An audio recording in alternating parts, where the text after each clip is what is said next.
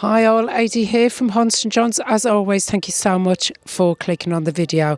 I'm in deepest, darkest Devon, and this is a completely random stop. We've stopped in a place called Colyton, and this is St Andrew's Church. I have no idea what it is. I don't even know if it's open, but let's go and check it out. At first glance, St Andrew's Church in Colyton looks like a typical English parish church. Solid stone walls, a large tower and a quiet churchyard surrounding it. But once I start looking a little bit closer, I realise this place has an incredibly long history, and I just had to pause and read this sign. Blessed are they who do not allow their dogs to foul this sacred churchyard. It's really sad they even have to tell dog owners to clear up, isn't it? In fact, this site has been a place of Christian worship for over 1200 years. The first church here was probably built sometime in the 8th century during the Anglo-Saxon period, and back then it would of course been a simple wooden church that would have served the surrounding community. But over time the early building was replaced, and by the Norman period a stone church had been constructed here. And like many English parish churches, the building we see today wasn't built all at once, it was slowly developed over the centuries. And the first thing I noticed when I stepped inside this church was the sense of space. The nave is wide and open with very tall arches, and there's plenty of light coming in through the many stained glass windows. It's a reminder that this church was built at a time when Colyton was a thriving medieval town.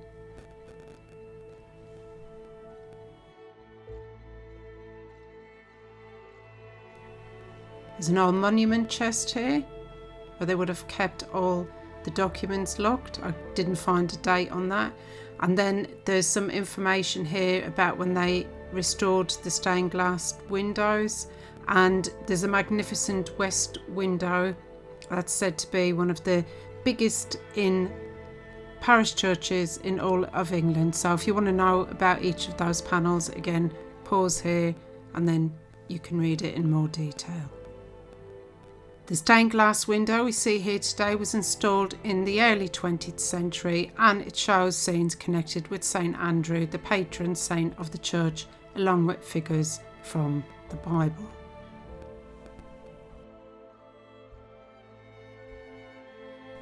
I'm not sure what this balcony was for. If there's a gallery up there, I couldn't find any information on it. Now along here is memorials. There's quite a few of them actually that commemorate important local families.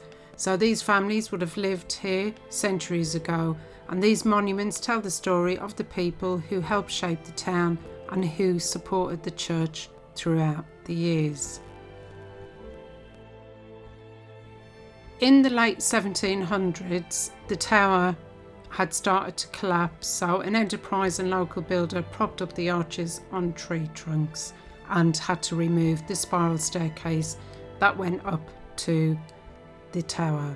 And in here, in this oak display case, there's early religious books, including a vinegar Bible of 1717, and also are drawings of the church as it used to be, and a few examples of Colyton's rich documentary heritage. So if you're really interested in the architecture of the church over the years, please do pause on each section and you can read it a little bit closer.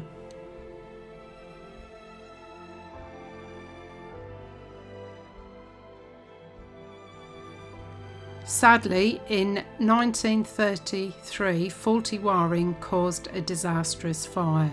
The south aisle and nave roofs were destroyed, together with most of the pews. And you can see a couple of pictures there with an appeal for money for restoration. I'm just having a quick look at this Victorian, but it's late 19th century font. So that's a newer edition. The earliest mention of Colyton is in the Domesday Book, but if we look on the wall over here, it's got the list of vicars, going back to 1937. And apologies for the quality of the picture, it's really difficult when a place is well lit, you get the light reflecting off the glass.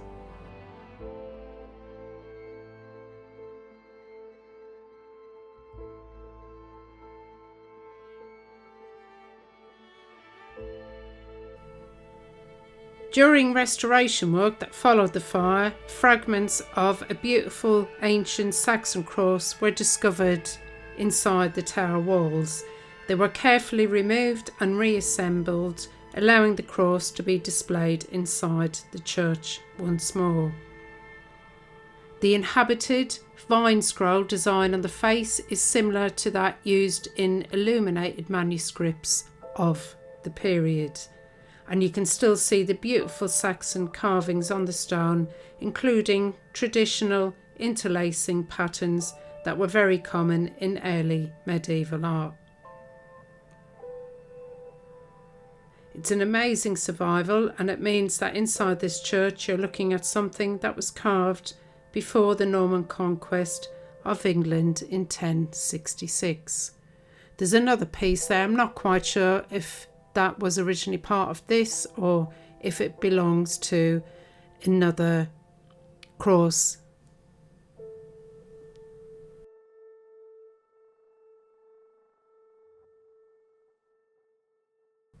But sadly, as you can see, the big window there is partially blocked off by the new spiral staircase for the tower after the fire, and that was the old clock face that was on the tower.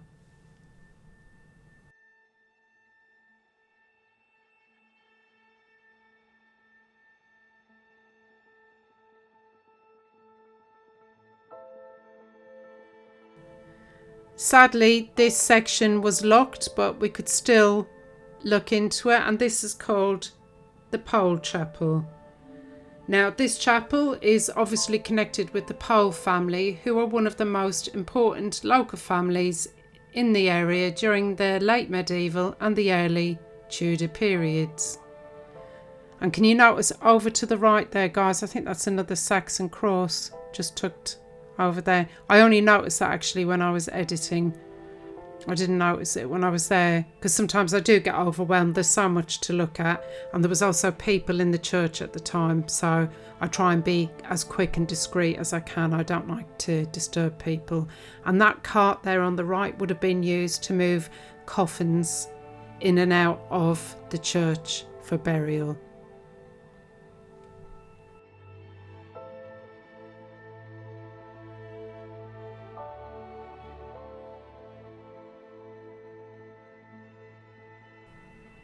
These stone tomb chests and the carved figures represent members of the Pole family lying in the traditional medieval pose.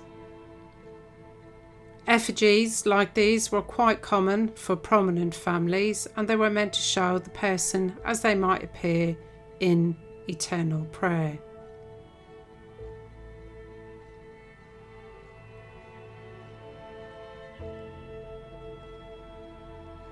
The carvings give us a fascinating glimpse into the past.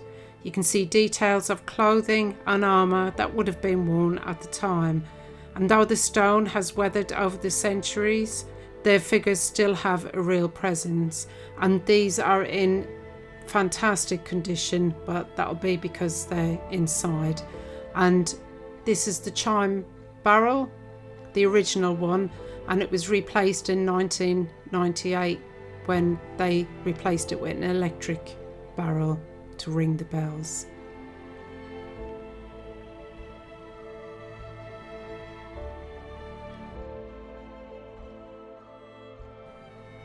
Today, Colyton is very much a quiet Devon town, and I wanted to understand why this church is so large and impressive, so I had a little bit of a look into the history of the town itself.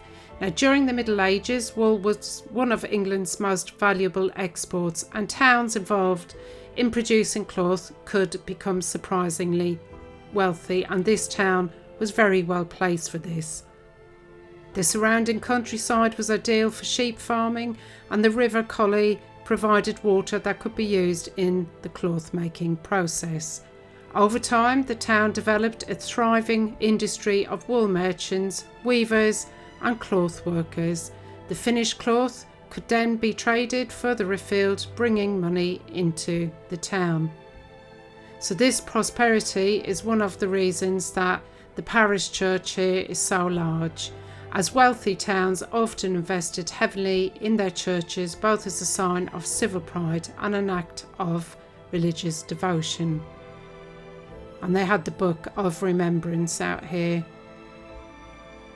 from 1914 to 1918 for all the local men who lost their lives. So the size and scale of this building really reflect the success that this town enjoyed during the later medieval period. But this town didn't just have a reputation for wealth, it also developed a reputation for being a little bit rebellious. In fact, it has often been nicknamed the most rebellious town in all of Devon. I'm going to show you around the Lady Chapel here, and then I'll tell you the story of why it achieved the name of being so rebellious. And this was the private chapel of the Young family, or the Young family, I'm not quite sure how we pronounce that, and the vault below was used as their tomb. Now this family came to the town during the reign of Elizabeth I and lived at the Great House in South Street.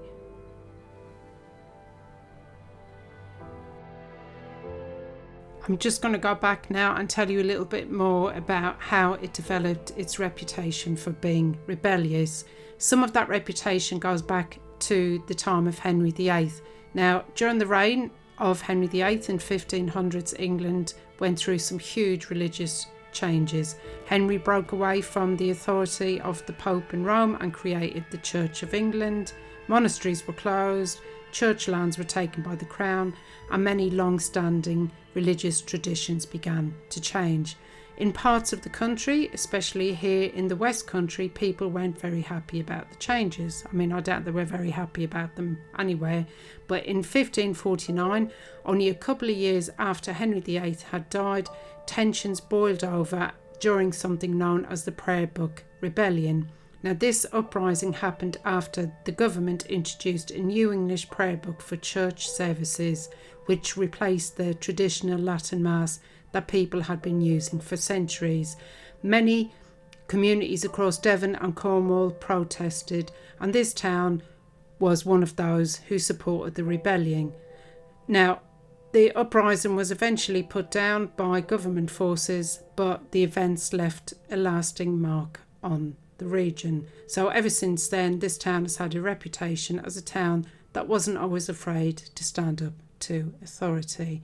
And aren't these beautiful chandeliers stunning? We're talking to a lady in here, and she was saying that they do get lit by hand. They don't come down, so they have to light them all by hand on a ladder, and they get cleaned every 2 years, and each of the arms comes off individually to make cleaning a little bit easier.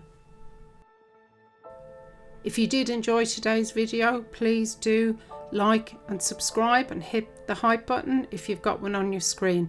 And if you'd like to support the channel a little bit more, then you can hit the Buy Me a Coffee link down below, and then that helps me make a donation to these churches, because I feel it's so important that the history is kept for generations to come. So thank you so much for watching, and I'll see you for the next one.